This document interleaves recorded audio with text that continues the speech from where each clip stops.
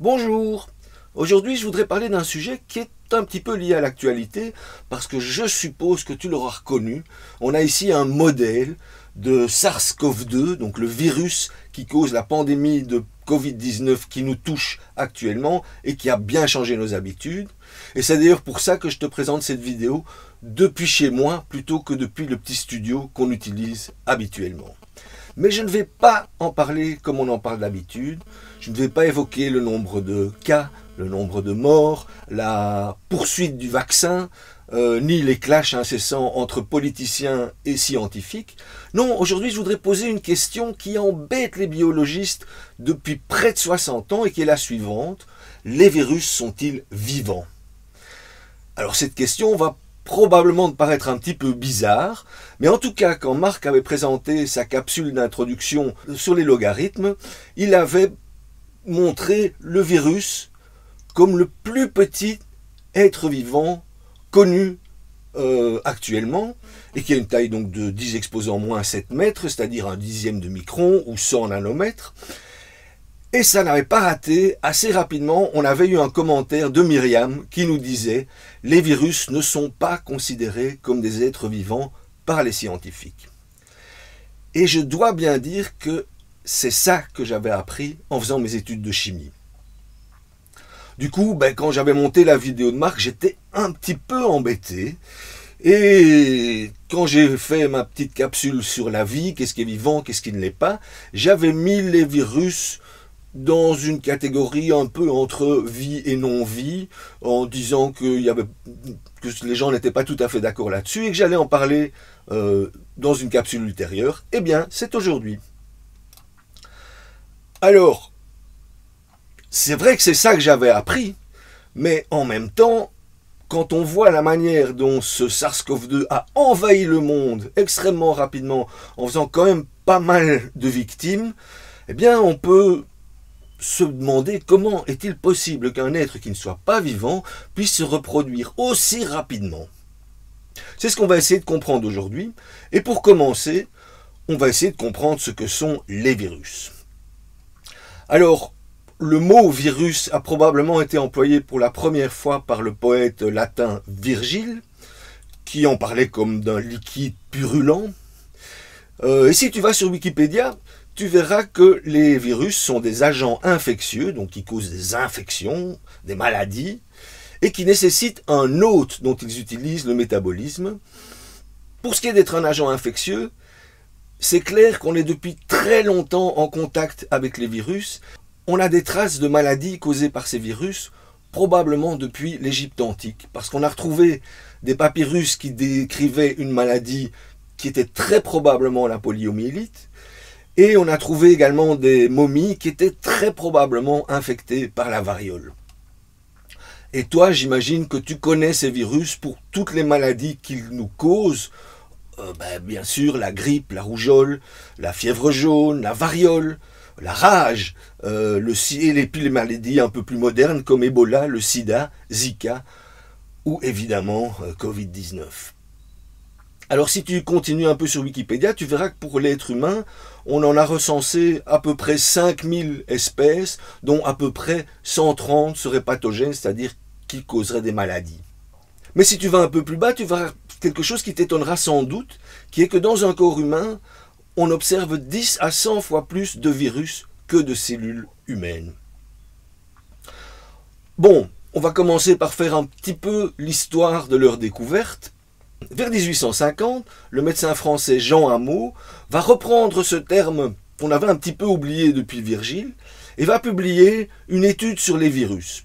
Alors il aura beaucoup de mal à faire passer cette étude, qu'il va devoir s'y prendre à 3 reprises pour que ses collègues de l'Académie de médecine acceptent ce concept de virus. On peut comprendre que c'était un petit peu difficile à croire parce que ces virus ne sont ni des bactéries, ni des champignons, ni des parasites, et surtout qu'on ne peut pas les voir au microscope. En tout cas, il a expliqué comment ces virus se transmettaient, quelles étaient les différentes phases de la maladie, toutes des choses comme ça, mais évidemment, ça restait pas très clair sur ce qu'étaient les virus. Un peu plus tard, vers 1892, le botaniste russe Dmitri Ivanovski va étudier la maladie de la mosaïque du tabac. Bon, ici c'est la mosaïque d'un plant de tomate, mais en gros c'est la même maladie. Alors qu'est-ce qu'il va faire? Il va utiliser un filtre Chamberlain, ce qui était ce qu'on utilisait pour étudier les germes. Alors c'est un filtre en céramique qui ne laisse passer que des choses très très petites, qu'on appelait les agents filtrants et qui ont une taille de 20 à 250 nanomètres. Donc 250 nanomètres, je te rappelle que c'est plus ou moins la taille d'un quart de bactérie. Donc c'est clair que normalement, ce qui sort, le filtrat qui sort de ce filtre, eh bien, normalement, il ne contient aucune bactérie. Alors, qu'est-ce qu'il va faire? Il va prendre donc une plante de tabac infectée, il va la réduire en bouillie, la faire passer dans le filtre, et puis il va prendre le filtrat, et il va nourrir avec ça une plante de tabac saine, et il va se rendre compte que la plante de tabac attrape la mosaïque du tabac. Alors, il va en déduire que comme ça ne peut pas être causé par une bactérie, l'agent qui est infectieux doit être une toxine, c'est-à-dire un produit donc non vivant, mais qui est synthétisé, qui est fabriqué par quelque chose de vivant.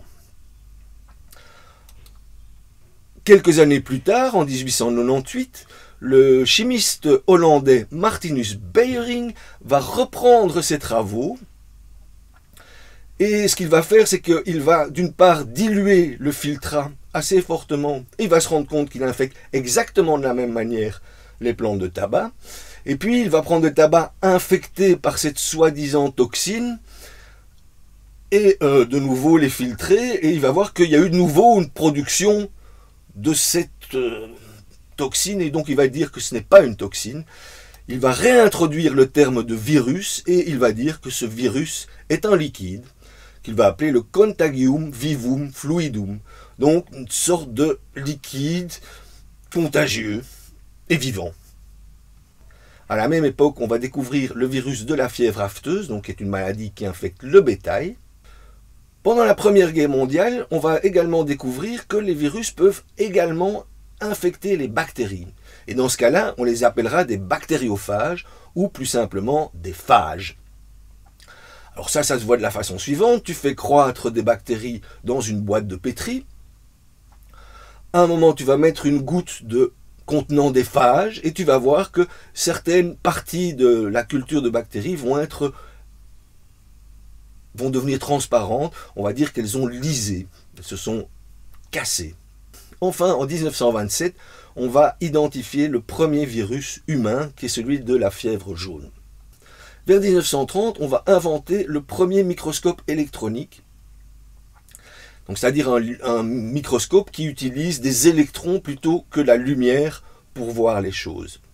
Alors avec la lumière, c'était un petit peu embêtant parce que la longueur d'onde de la lumière est trop grande comparée à la taille des virus, il n'y avait absolument pas moyen de les voir, ils étaient trop petits. Par contre, avec les électrons, on peut utiliser des longueurs d'onde beaucoup plus petites et donc il y a moyen de voir des choses beaucoup plus petites évidemment. Et assez rapidement, on va obtenir des photos par exemple de bactériophages ou des photos, ça c'est beaucoup plus tard évidemment, des photos du coronavirus. Alors les petites barres que tu vois là et là représentent 100 nanomètres, c'est-à-dire un dixième de micron, et on avait bien dit que c'était plus ou moins la taille des virus, et on comprend donc pourquoi c'était très difficile de les voir. On voit à peine des bactéries au microscope optique. Donc du coup, les virus représentaient des petits points difficilement distinguables du reste de la photo, alors qu'avec le microscope électronique, on peut les voir, et du coup ça a permis de faire de gros progrès en microbiologie. Ce qui a permis du coup en 1935 à un biochimiste américain, Wendell Stanley, de faire les premiers cristaux protéiques de virus de mosaïque du tabac, en tout cas c'est comme ça qu'il les appelle. Et donc tu vois sur ces photos des espèces de petites barres qui sont les virus de la mosaïque du tabac. Lui il dira que ce sont des cristaux protéiques. Un peu plus tard, d'autres chercheurs vont analyser ces résultats. Ils vont faire l'analyse centésimale, c'est-à-dire essayer de comprendre les différentes proportions des éléments qu'on trouve dedans. Ils vont trouver, comme on s'y attendait, des constituants des protéines, donc carbone, hydrogène, azote et soufre. Mais ils vont trouver d'autres choses, par exemple du phosphore, qu'on ne trouve pas dans les protéines, donc forcément il doit y avoir autre chose que des protéines, et un sucre, un glucide, donc probablement du ribose, disent-ils à ce moment-là. Ils vont en déduire que les virus ne contiennent pas seulement des protéines, mais également des acides nucléiques. Un peu plus tard, d'autres chercheurs vont isoler d'une part les protéines, ou plutôt les sous-unités protéiques qu'on trouve dans cette mosaïque du tabac. Ils vont isoler également l'ARN qu'on y trouve également. Ils vont montrer que si on mélange cet ARN et ces sous-unités protéiques, eh bien, on va avoir une auto-organisation, donc les petites particules vont se mettre ensemble exactement pour former le petit cylindre qui nous fait bien penser au virus de la mosaïque du tabac. Et quand on va donner ces cylindres synthétisés finalement par l'homme, ou plutôt synthétisés tout seul, hein, c'est donc des protéines, des molécules qui s'auto-organisent, eh bien, on peut parfaitement infecter des plantes de tabac. Donc les virus sont quelque part des assemblages auto-organisés de macromolécules. Il va falloir encore attendre à peu près une vingtaine d'années pour que le biochimiste français André Lwoff synthétise ses résultats avec ses propres expériences et donne une définition de ce que sont les virus. Alors, il va commencer par introduire le terme de virion ou particule virale. Donc ça, c'est la petite chose que tu vois au microscope, c'est ce qui vient t'infecter. Et il va dire que ce virion, d'une part, présente une structure particulière, il y a moyen de le cristalliser, donc ce n'est pas un liquide comme le pensaient certains. D'autre part, ces virions possèdent un seul type d'acide nucléique, donc soit de l'ADN, soit de l'ARN. Ces virions se reproduisent uniquement à partir de leur propre matériel génétique, ils ne vont pas emprunter des choses qu'ils trouvent dans l'environnement. Il va dire aussi que ces virions ne possèdent pas de système de Lippmann, c'est comme ça qu'on parlait du métabolisme cellulaire, c'est-à-dire les enzymes qui permettent de reproduire l'ADN ou de fabriquer les protéines, et que donc ces virions sont des parasites intracellulaires obligatoires. Ils ont besoin absolument d'un hôte pour pouvoir se reproduire. Alors comment ça marche? Le virion va d'abord rentrer dans la cellule, il va pouvoir exprimer grâce au métabolisme cellulaire, d'une part reproduire son ADN, et d'autre part fabriquer toutes les protéines dont il a besoin pour faire sa capside, et puis le virion va sortir de la cellule pour aller infecter d'autres cellules. Et du coup, Lwoff va avoir un aphorisme qui est devenu assez célèbre et qui dit que les virus sont des virus. Bon, ça t'a peut-être l'air d'un pléonasme, mais ce qu'il veut dire évidemment, c'est que les virus ne sont pas vivants. Et ça, c'est ce que j'ai appris. Quand j'ai commencé mes études de chimie, on savait assez bien ce que c'était que les virus. Hein.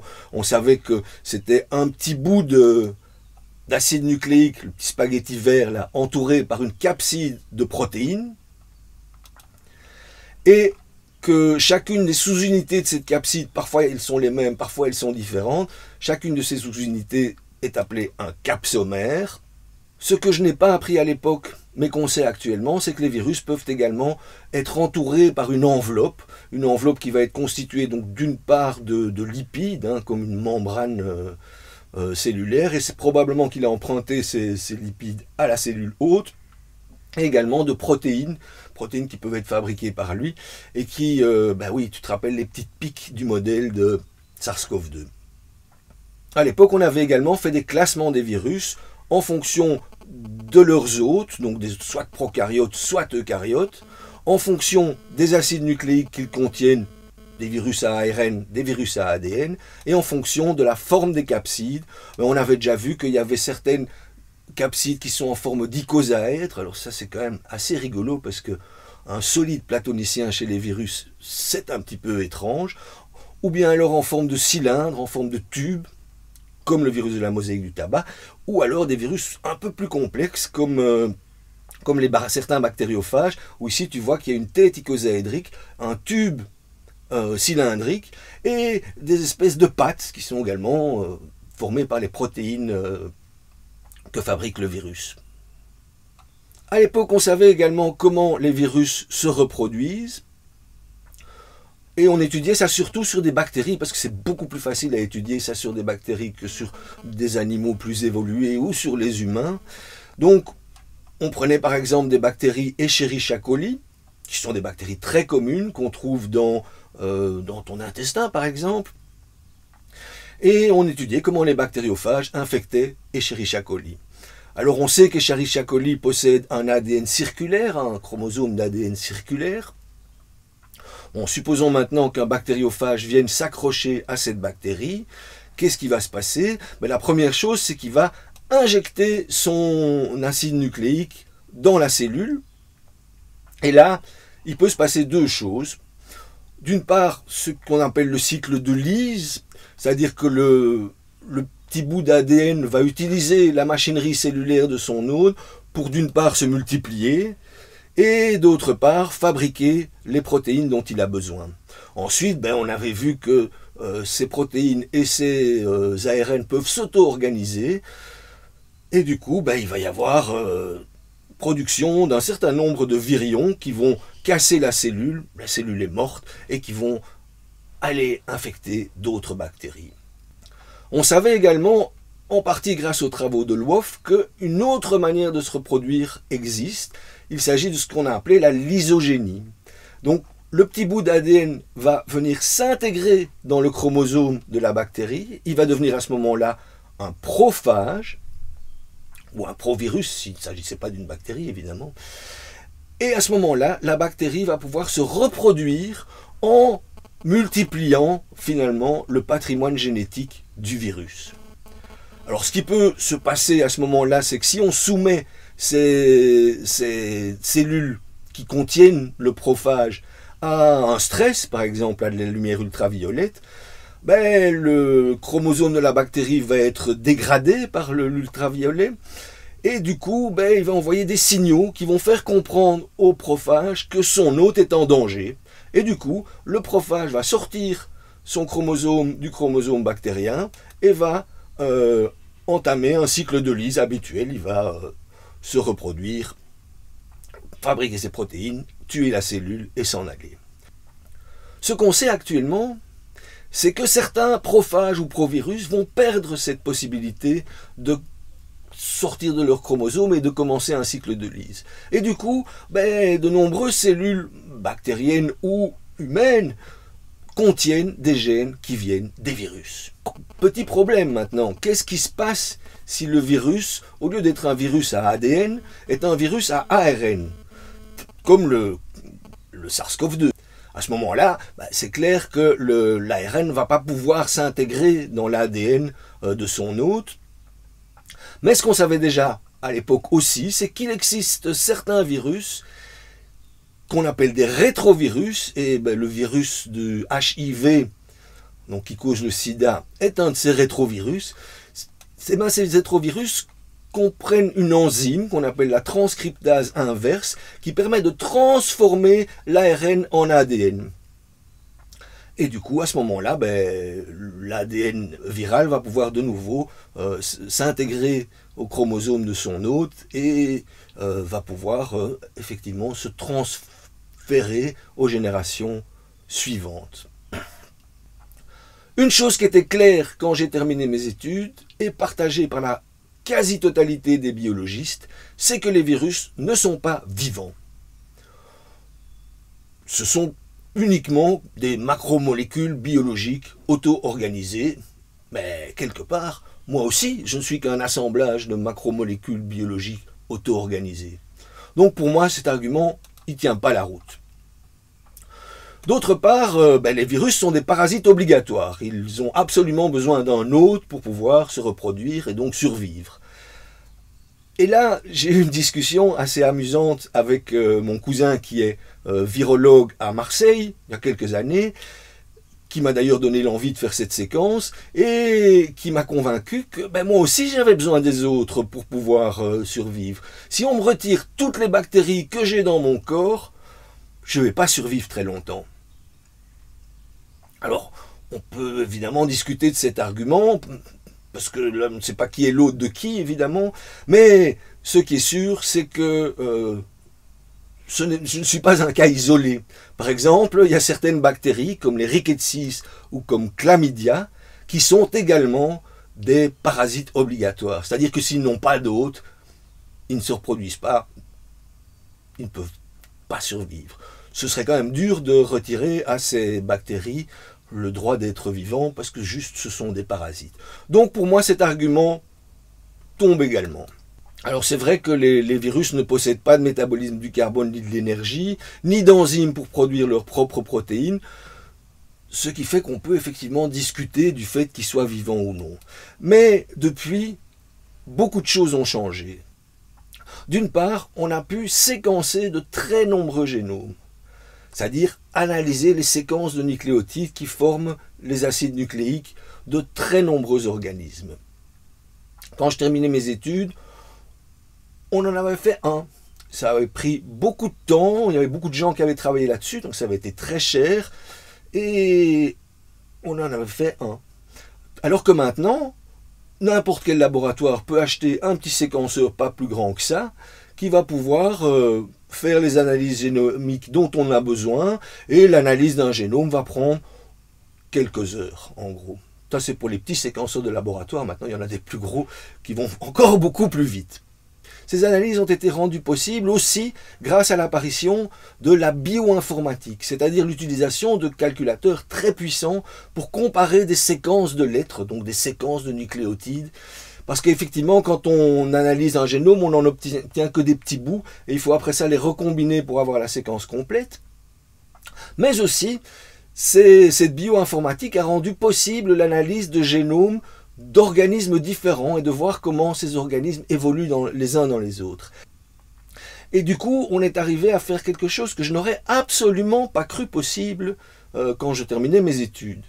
Ici, tu vois par exemple l'arbre phylogénétique du SARS-CoV-2. C'est-à-dire que depuis le début de cette épidémie, on a pu analyser un certain nombre, enfin beaucoup de cas. Et ici, tu n'en vois qu'une petite partie de cet arbre. Je te mettrai la référence à cet arbre dans les compléments sur le site.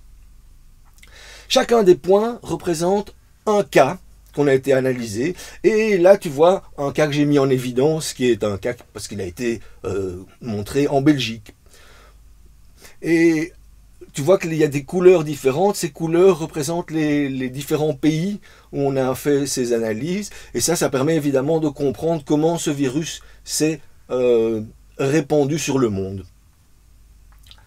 Et comment il a muté, donc comment sa séquence d'ARN, donc dans ce cas-ci, vu qu'il s'agit d'un virus à ARN, a évolué, comment il y a eu des mutations, etc.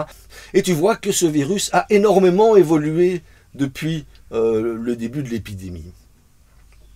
Mais ces arbres phylogénétiques ne servent pas uniquement, heureusement, à l'analyse du SARS-CoV-2, parce qu'on a pu également analyser les génomes d'organismes différents, et donc voir en quoi ces génomes différaient un petit peu et comment ils pouvaient évoluer les uns dans les autres. Ce qui s'est passé également, c'est que la virologie a fait de très gros progrès depuis cette époque. Et entre autres, le professeur Raoult, dont tu as sans doute entendu parler, a découvert récemment des virus géants.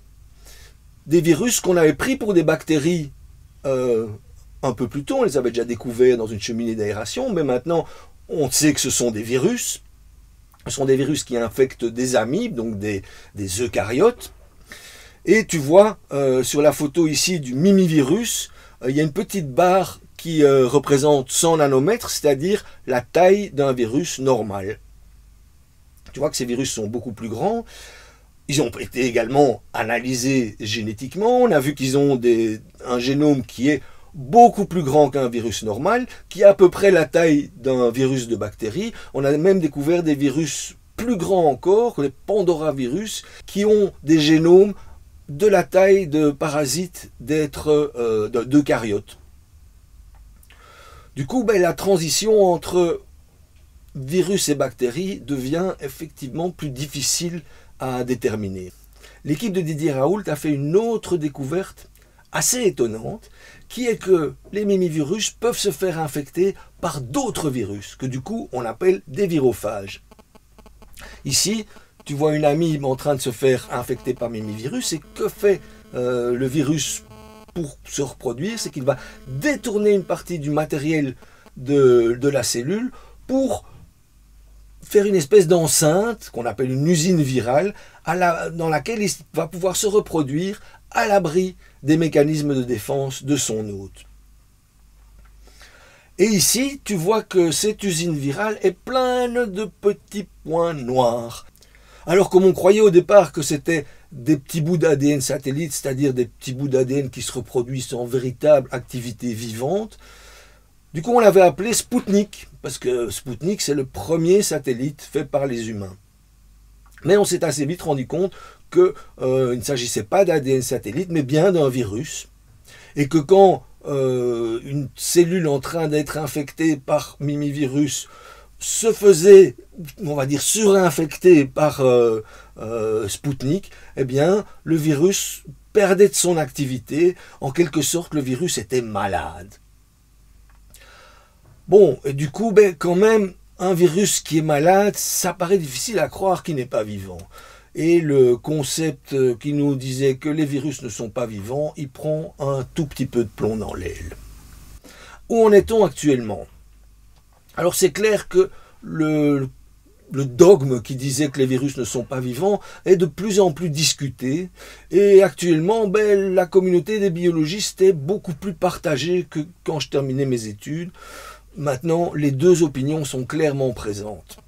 D'une part, il y en a qui s'en tiennent au fameux « le virus est un virus, il n'est pas vivant ». Et tu vois ici le titre d'un article de Morera et Lopez Garcia qui donne 10 raisons pour exclure les virus de l'arbre de la vie.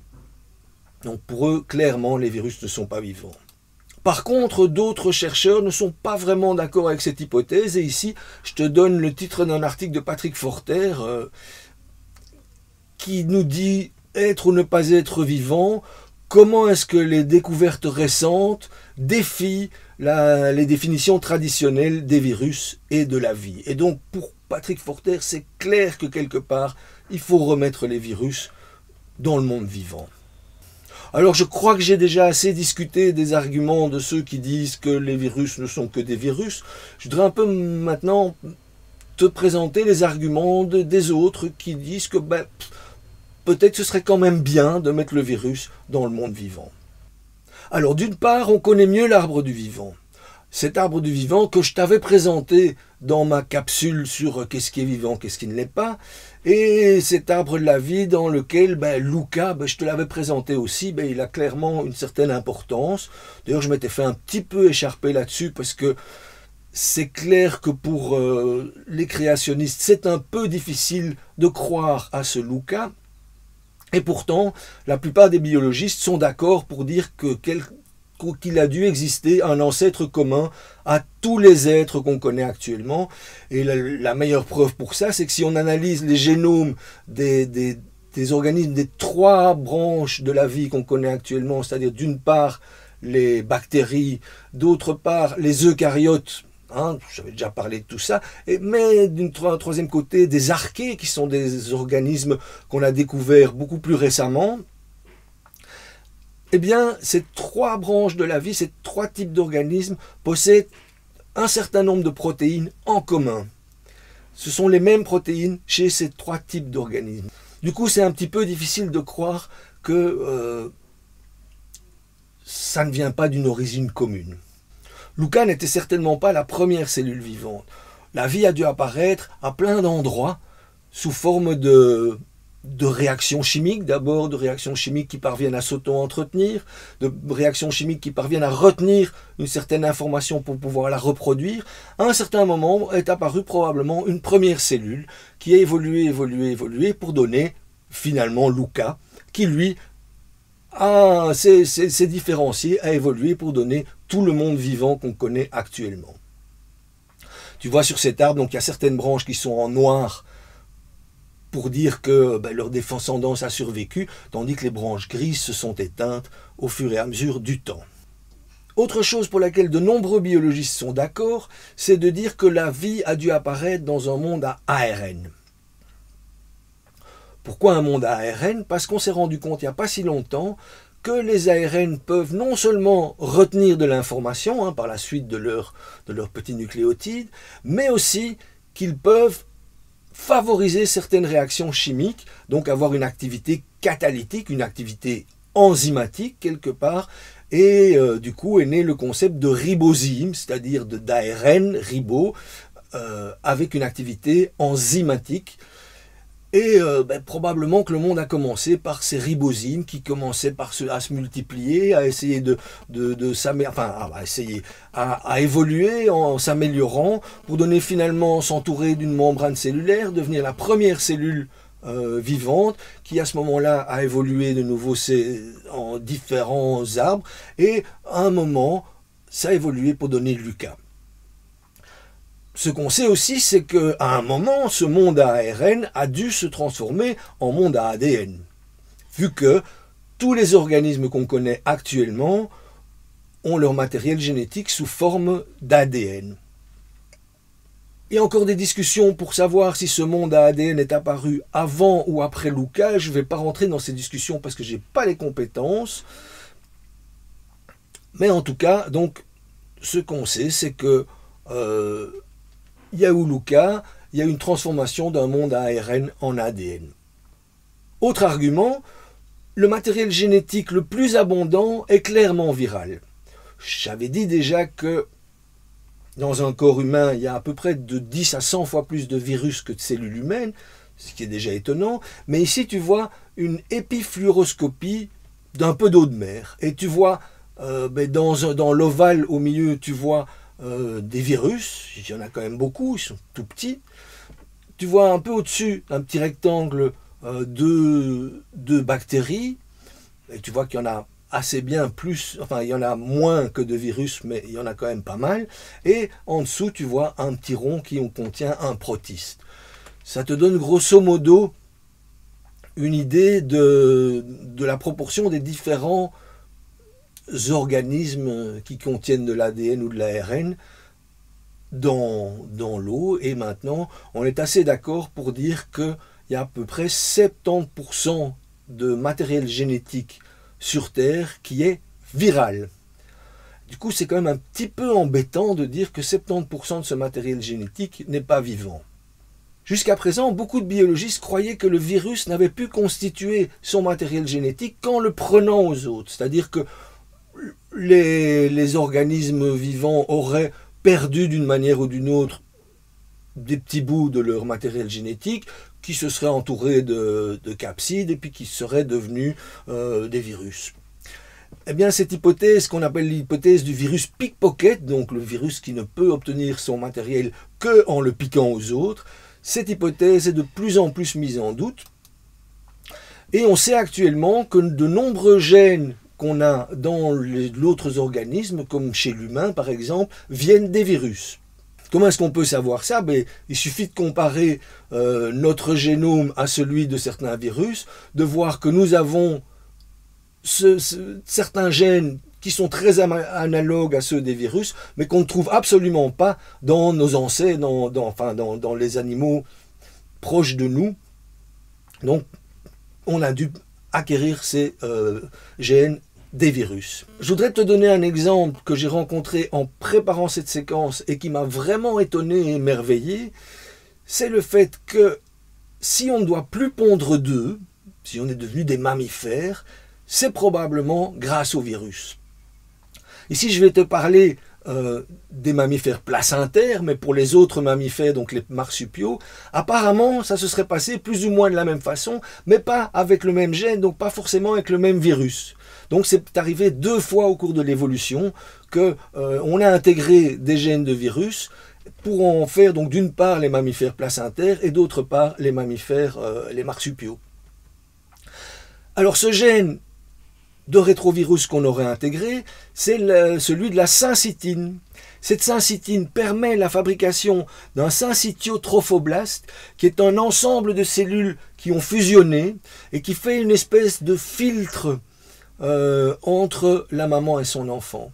Et certains auteurs suggèrent même que ce filtre pourrait résoudre un problème extrêmement important pour les immunologistes, qui est comment se fait-il que la mère ne rejette pas son fœtus comme elle rejette une bactérie ou un organe qui ne serait pas compatible? Son système immunologique reconnaît que c'est quelque chose qui n'est pas elle-même et donc le rejette. Comment se fait-il que la mère parvienne à garder son bébé?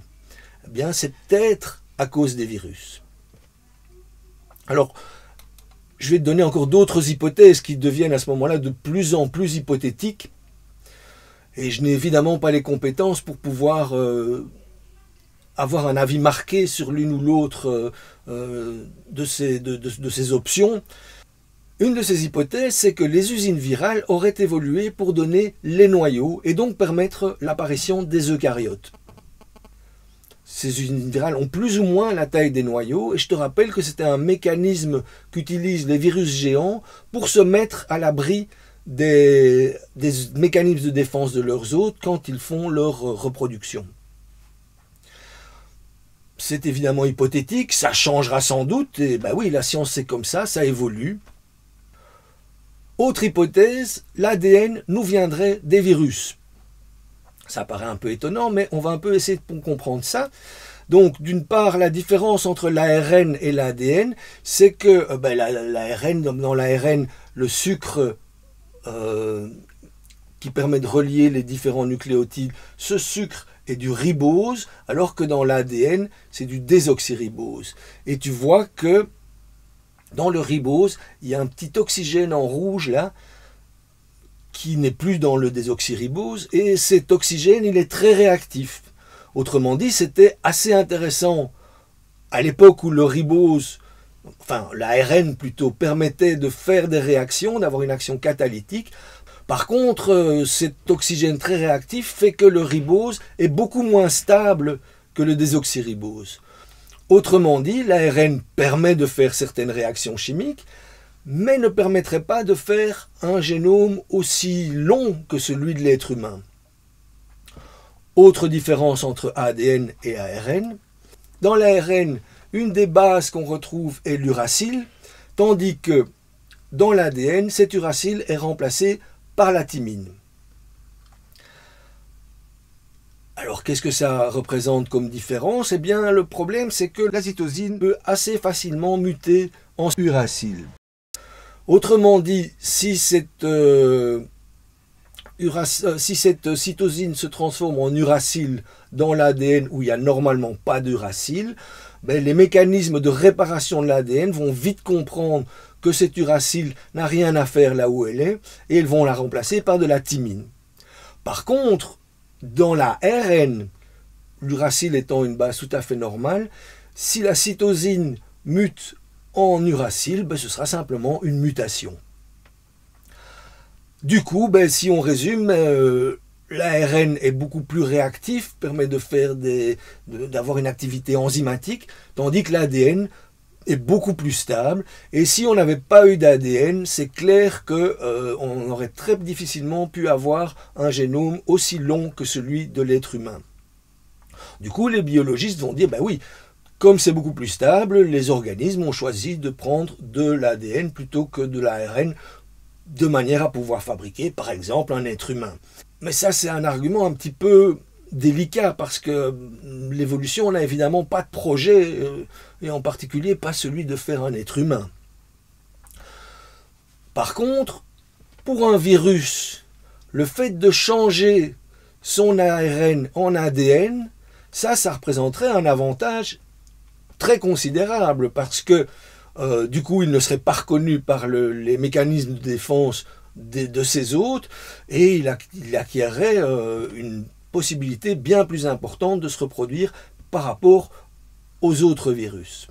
On sait d'ailleurs actuellement que certains virus peuvent changer leur code génétique pour ne pas être reconnus par leurs hôtes. Du coup, ben, c'est une hypothèse un petit peu iconoclaste, mais pourquoi pas? De nouveau, ça risque d'évoluer. Ces arguments ont poussé des chercheurs comme Patrick Forter à concevoir le concept de cellules virales, ou virocèle en anglais, et à dire que si le virion ou virus n'est pas vivant, la cellule virale, elle, l'est clairement. Alors, on peut comprendre ça de la façon suivante. C'est clair que le virion, donc effectivement, il n'a pas beaucoup de possibilités de se reproduire. Par contre, une fois qu'il a infecté une cellule, ben cette cellule arrête d'être une cellule normale, arrête de se reproduire pour fabriquer d'autres cellules, et elle se met uniquement à fabriquer des virions. Autrement dit, on pourrait dire que quelque part, le virus serait comme une graine ou comme un spore, et alors que la cellule virale, elle serait la plante ou la bactérie. Et donc, que quelque part, la cellule virale, c'est l'être vivant associé au virus. Du coup, le monde serait en quelque sorte partagé entre deux types de cellules. Donc d'une part, les ribocelles, dont on connaît trois sortes, les bactéries, les archées, les eucaryotes, et de l'autre côté, les virocelles, où on connaît également trois sortes, ceux qui infectent les bactéries, ceux qui infectent les archées, ceux qui infectent les eucaryotes. Et donc, s'il est un petit peu difficile de réconcilier ces deux mondes, d'avoir un seul arbre sur lequel on va mettre ces deux types d'organismes, il est indéniable que les virus ont coévolué avec les autres organismes et que donc de ce point de vue-là, ils sont clairement vivants. L'image de la vie que nous donne Forter et ses collègues, ce serait que l'arbre de la vie serait un petit peu comme ce robinier faux acacia qui est à côté de chez moi et qui à un moment était complètement envahi par la glycine qui venait de mon toit. En gros, l'arbre de la vie, il aurait ses branches archées, bactéries, eucaryotes, dont on a déjà parlé, et qu'autour de ces branches viendraient s'enrouler des virus, ou comme ici, la glycine qui venait de mon toit. En tout cas, après tout ce que j'ai appris en préparant cette séquence, je dois dire que mon opinion sur le fait que les virus sont vivants a bien changé, que je suis de mon côté persuadé qu'il faut les remettre quelque part dans le monde vivant. Alors, je n'ai évidemment ni les compétences de virologue, ni celles de biochimiste pour t'imposer l'une ou l'autre de ces visions, mais j'espère quand même t'avoir un petit peu ouvert l'esprit à propos de ces questions. En tout cas, je te remercie pour ton attention et je te dis à bientôt.